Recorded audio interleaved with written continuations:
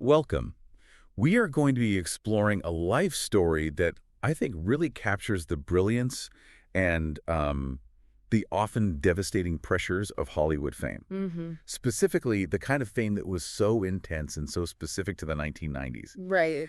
We're going to be looking at the career and the complexities surrounding the life of actor Jonathan Brandis. He was such an influential face for a whole generation, an actor who rose, just astonishingly fast and really occupied a very particular space in film and TV for more than a decade. That's right. And for this exploration, we've gathered information from a pretty comprehensive biographical profile. It covers his entire life. The whole arc. The whole arc, yeah. His very early start, his pivotal roles, the explosion of his career as a teen idol, and importantly, the documented professional and personal struggles he faced later on. So our goal today is really just to trace that journey. Exactly, using only the facts and the accounts that have been documented by his peers and by his family to try and understand the full narrative of this, incredibly talented performer. Our mission is pretty straightforward then. We're charting his path, starting right from his days as a child model, Early. moving through his peak success as a teen prodigy, and then detailing the reported personal and professional difficulties that happened near the end of his life. We want to understand what it means to live a life that just accelerated so quickly. Yeah, into the stratosphere of fame.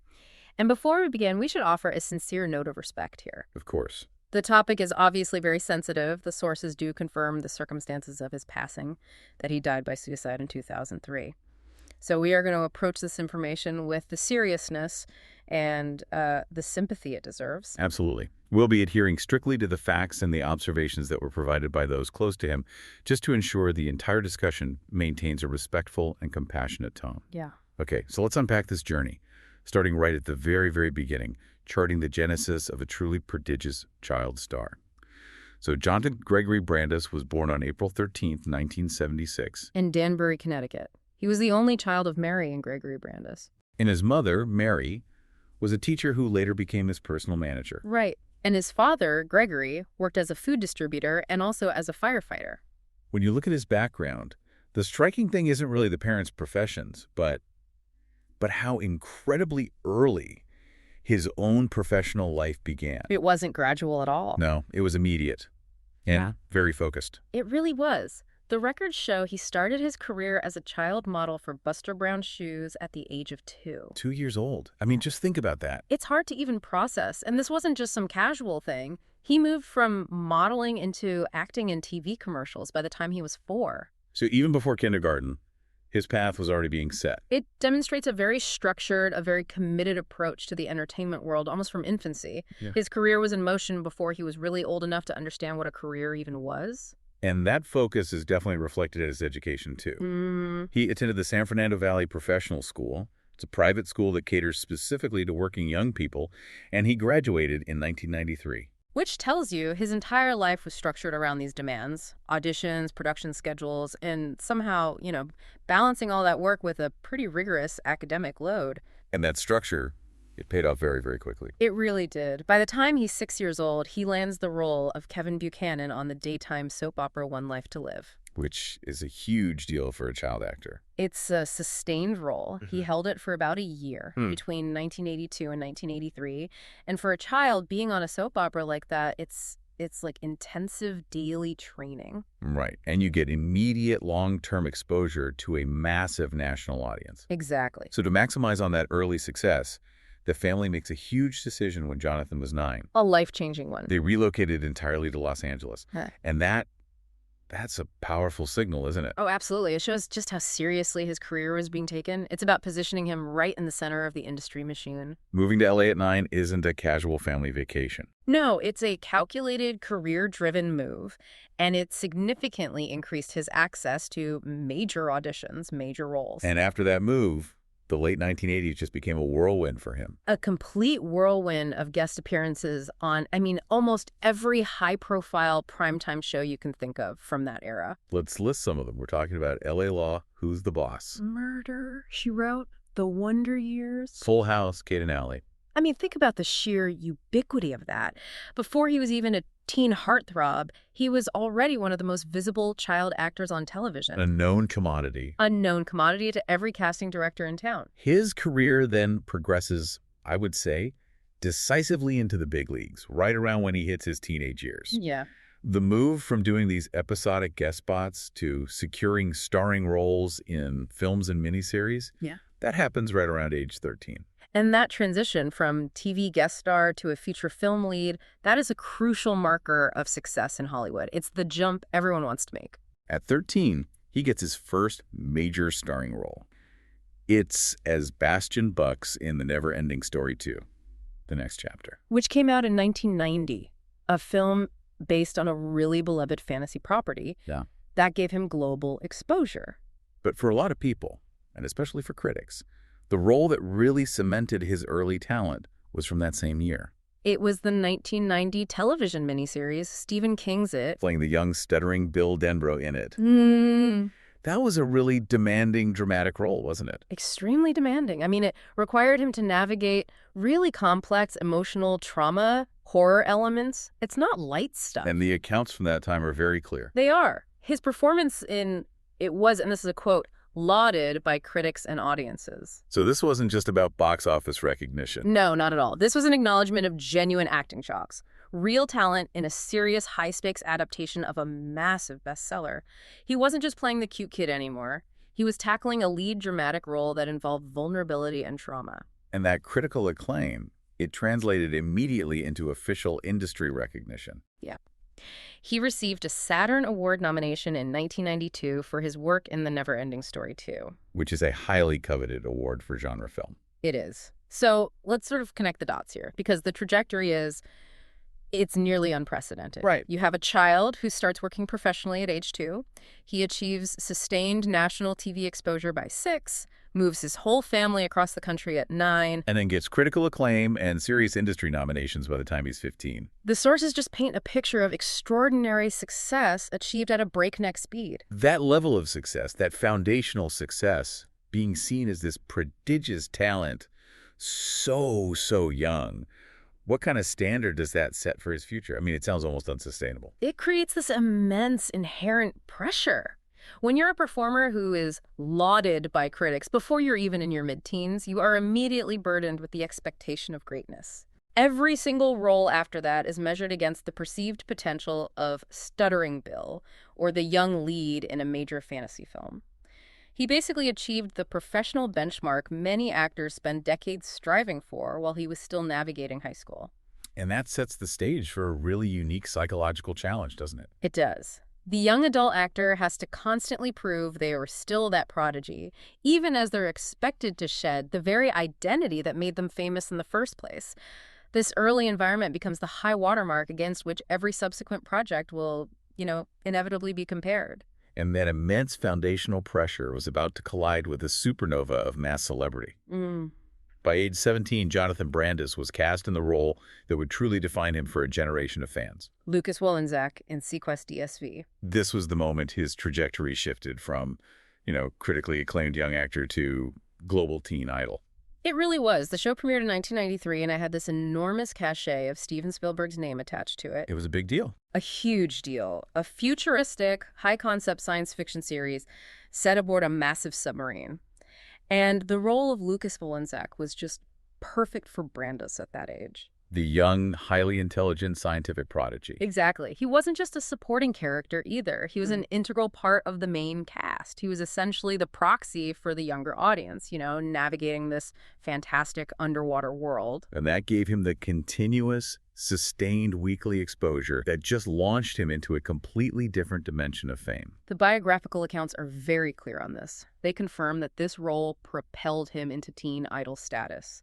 He wasn't just famous within Hollywood circles anymore, he was a cultural phenomenon. And the recognition for the Sequest role was immediate. It was tangible. Yep. He won a Young Artist Award in 1994 for Best Youth Actor leading role in a television series. But we really need to try and quantify the sheer overwhelming scale of the fame he experienced during this time. This is where the statistics become staggering and deeply illuminating. The sources quantify his popularity by detailing the volume of mail he received.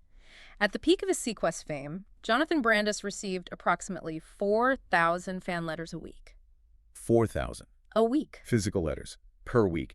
That figure, especially in the mid-90s before email and social media really took over, is It's almost unimaginable. It is. What does that volume tell us about the connection he had with his audience? It tells us he was embodying a powerful cultural ideal. I mean, 4,000 letters a week requires an entire logistical operation just to process the sheer quantity of paper and an emotion being sent to him. Wow.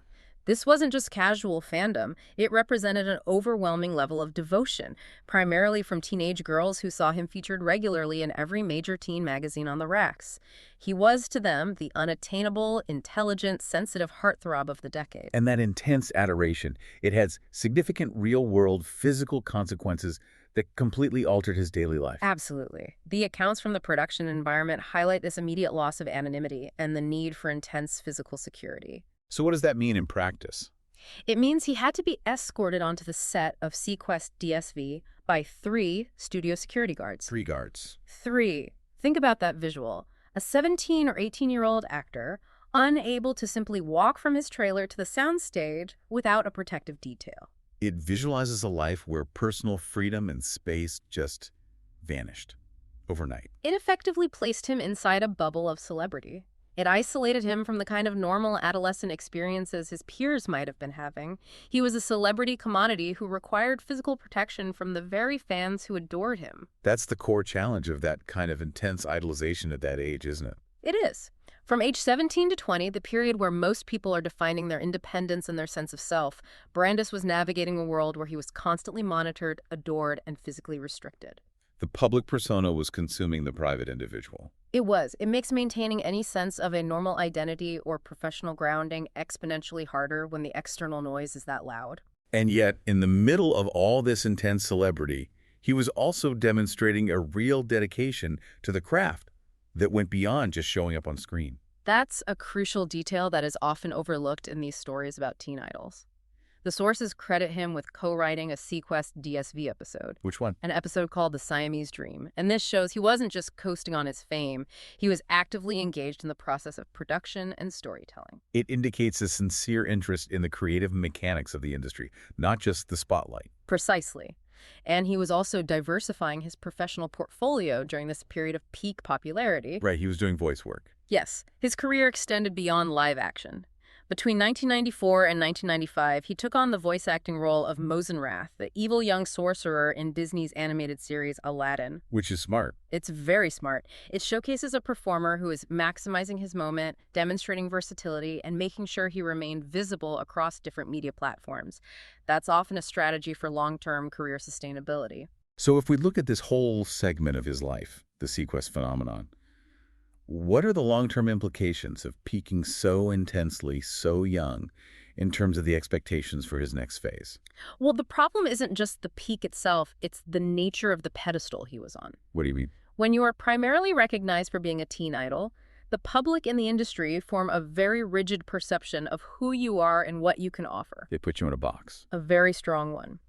As he entered his 20s, he faced this monumental task of convincing the world to forget the idealized scientific prodigy, Lucas Willenzak, and accept him as a serious, mature adult actor. And the overwhelming success of Sequest actually made that harder. It created an identity that was almost impossible to escape. It demands not just a shift in roles, but a radical shift in public perception, which is incredibly difficult to engineer in a hyper-competitive industry like Hollywood. So by 1996, the Sequest DSV run was over. Jonathan Brandis is 20 years old. Right. He's leaving behind the, I guess you could call them golden handcuffs of a Spielberg series, and entering the brutal reality of the post-teen idol phase.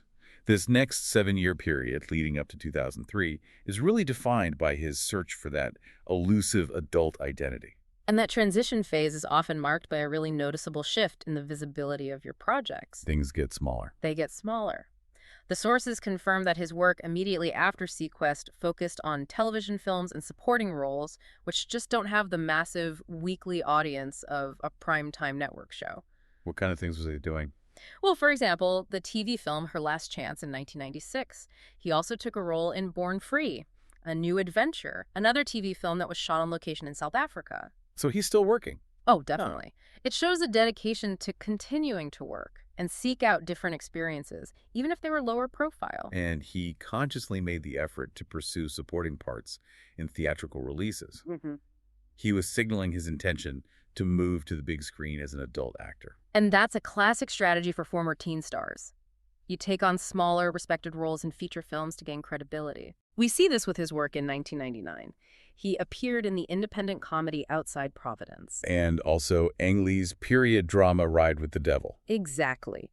These were supportive roles. He was stepping back from the leading man status he once commanded, but they were necessary steps to be taken seriously as a working adult performer. But during this phase, his professional visibility was also hampered by things out of his control. Distribution issues, for example, that resulted in substantial delays. Yes, the source mentions two films that really suffered from this. One was Bad Girls from Valley High, which he filmed in 2000. And it wasn't released until 2005? Posthumously, yeah. And his very final on-screen appearance, a film called Puerto Vallarta Squeeze, which was released in 2004, was also released after his death. So what does that mean for his career at the time? It means that the audience, and maybe more critically, casting directors, they didn't get to see the culmination of his later work during the active years when he was trying to reinvent himself. The effort was there, but the finished product just wasn't visible when he needed it to be. Precisely. And this brings us to what the sources identify as the pivotal and really devastating professional setback of this entire period. His involvement in the 2002 war drama, Hearts War. This specific role held immense significance for him. Hearts War was a major studio project. It starred Bruce Willis and Colin Farrell. So it was a big film? A very big film. And it gave Brandis a small but potentially powerful dramatic role as a character named Louis P. Wakely. And according to reports from his friends, Brandis viewed this role as the opportunity. The opportunity that would revive his career, the moment he would finally break free from the teen idol mold and be recognized as a mature, dramatic actor. He invested a tremendous amount of personal and professional hope in this one film. He did, only for the final outcome to be cruelly disappointing. Devastatingly so. The source material is explicit on this. His entire appearance was significantly reduced to a mere deleted scene in the film's final cut. So for anyone listening who might not be familiar with film production, that's a total erasure. It's a total erasure. It's not just a minor edit where you lose a line or two. It means his months of work, the hopes he pinned on the project, the potential credibility boost. It was all completely removed from public view. In the context of a comeback attempt, that's not just a professional failure, is it? It feels like a public and personal repudiation of his efforts to transition. It's experienced as a deeply personal rejection. I mean, the film industry is often brutal and cuts happen, but when an actor has already struggled for years to shed an old identity, Right. and they invest so deeply in a serious dramatic role, hoping for that fresh start, that deletion confirms their worst fear. Which is? That the industry still doesn't see them as relevant or necessary in the adult landscape. Friends later recalled this specific incident as contributing significantly to his emotional decline. And following this setback, his final documented attempt to secure a stable adult role was a TV pilot in 2003. Yes, a pilot called 111 Gramercy Park. Which was not picked up by the network. It was not. So you have this sequence of disappointments, the cancellation of Sequest at age 20, then years of supporting roles or delayed work, then the massive emotional blow of the Hearts War deletion. And then the failure of his final TV pilot. It's just a sustained period of professional difficulty, right, when he was trying to solidify his career identity. We should also just acknowledge his personal life during this really tumultuous transition period. Of course. We know he did maintain stability in his personal life for a significant time through his relationship with the actress Tatiana Ali. How long were they together? That lasted 6 years, from 1995 to 2001. There was a feature on them in People magazine in 1996, so they were very much a visible celebrity couple of that era. And separately, his social life with other former child stars was documented later. Yes, in the 2021 documentary Kid 90, which showcased a lot of home video footage of him, it provided a glimpse into the documented off-screen friendships he maintained during that highly visible yet, isolating period. So let's focus for just a moment on the specific hurdle of that deleted scene. Why is it so incredibly difficult for an idol like him to shake that young image? And why did the removal of his scene from Hearts War serve as such a devastating professional punctuation mark? Well, it goes back to the intensity of the idolization we were talking about. The industry thrives on known quantities. Right. And Jonathan Brandis was a known quantity as Lucas Wollensack. When he attempted the serious, gritty drama of Hearts War, he was deliberately trying to offer something new. When that scene was cut, the industry was essentially saying, we don't need the new, serious version of you. We only remember the old one, and we don't know where to put you now. Wow. The psychological impact of realizing that your most concentrated, serious effort toward reinvention has been deemed disposable by the very system you depend on. It can just crush your motivation. It signals that the door to adult credibility, which he fought so hard to open, has been slammed shut. And this context is vital because it links that external professional failure directly to the emotional and mental state that was reported later. We now move to the final and most difficult section of this exploration. We're focusing on the conclusion of his life. We will maintain the structure and the sincerity required for this topic, relying exclusively on the documented facts regarding the event and the accounts provided by his friends and family. The records state that on November 11, 2003, Jonathan Brandis was found hanged in the hallway of his Los Angeles apartment. He was 27 years old. He was immediately rushed to Cedars-Sinai Medical Center, but he succumbed to the injuries he sustained the following day, November 12, 2003. The official determination of death was suicide. It was. We have to note that while the act was devastatingly final, the sources confirm that Brandis did not leave a note. He didn't. And this lack of a final explanation places immense importance on the context provided by those who were closest to him in the months leading up to his death. Absolutely. The accounts from his friends are crucial here because they offer the documented narrative of his state of mind during that time. What did they report? Friends reported that he had fallen into a deep depression, which they attributed directly to his extended career lull. So it wasn't a sudden crisis? No, this was a period of sustained emotional decline that was fueled by frustration over the lack of success in his adult career. And that emotional struggle was, according to these same reports, significantly exacerbated by that specific professional disappointment we just discussed. Yes, the reduction of his role in Hearts War. The linkage between the professional failure and the emotional response is documented by those who witnessed it. It is. The reports state that following the setback, Brandis began drinking heavily. And furthermore, and this is the most difficult detail, his friends reported that he stated explicitly that he intended to kill himself. We're delivering this information with the evident sympathy it requires, acknowledging the profound and acute crisis he was navigating during those final weeks, a struggle that was witnessed by his inner circle. Right. These accounts heavily frame his suffering within the context of the entertainment industry's pressure cooker and the devastating impact of feeling discarded. They do. However, the narrative around his death gained additional vital context years later. When his family spoke out. Exactly.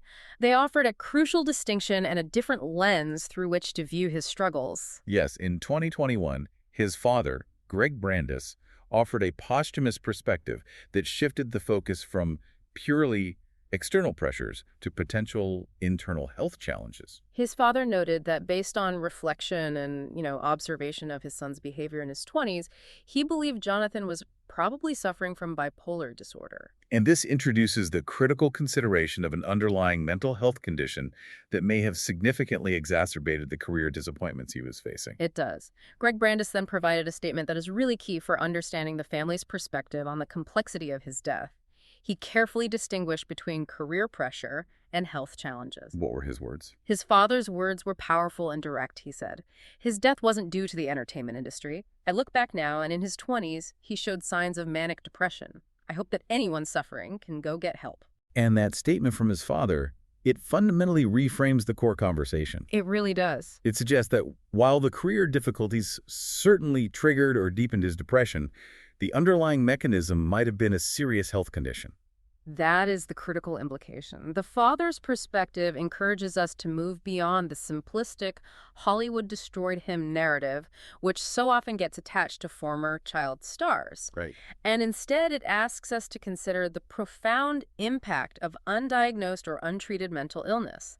The professional setbacks, the deleted scene, the career lull, they become major stressors impacting a vulnerable, potentially bipolar individual rather than being the sole originating cause of the tragedy. The father's statement really serves as a plea for greater mental health awareness and treatment. It does. It highlights the need for help for those experiencing similar conditions. The sources, when you take them all together, they just paint a picture of a life that was characterized by these phenomenal highs and crushing lows.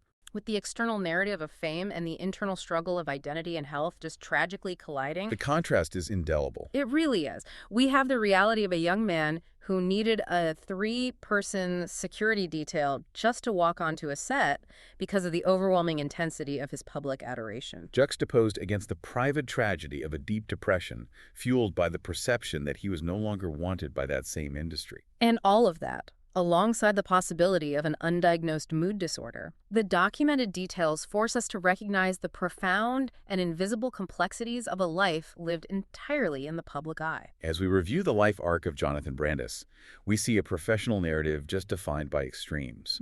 The astounding early success, a model at 2, critically lauded drama roles by 14, leading directly into the dizzying peak of mass celebrity during the Sequest era. And then finally, the heartbreaking documented struggles of the later years, defined by that frustrating transition to adult roles. The details that really remain with us are the stark contrasts, aren't they? They are. The fact that he was so professionally focused that he graduated from a specialized school by 17, placing his entire existence on a professional track, versus the emotional turmoil reported when that track stalled. We recall the staggering volume of 4,000 fan letters, which symbolizes that external success. Versus the profound disappointment over a single deleted scene in Heart's War, which symbolizes internal rejection. And we have to integrate the complexity that's offered by the family, acknowledging that documented depression and heavy drinking were potentially underpinned by the challenges of living with bipolar disorder. Yeah. This documented journey leaves us with a provocative thought for you to consider, built entirely on the biographical facts we've discussed today. The sources chart a life where his public identity was cemented, and so intensely, within a high-stakes professional career from the time he was a toddler. From the very beginning. What are the long-term, perhaps inevitable implications for an individual whose sense of self and career validation is established so young and so powerfully within an industry as demanding as Hollywood? How does one build a resilient personal identity when the boundary between the internal self and the idealized public persona is completely erased before adulthood even begins? That tension, the pressure to maintain the standard of the prodigious child and the idealized teen idol, is a thread that just runs throughout his documented story, culminating in a tragedy that speaks volumes about the intersection of intense professional expectations and underlying personal health challenges. Thanks for listening.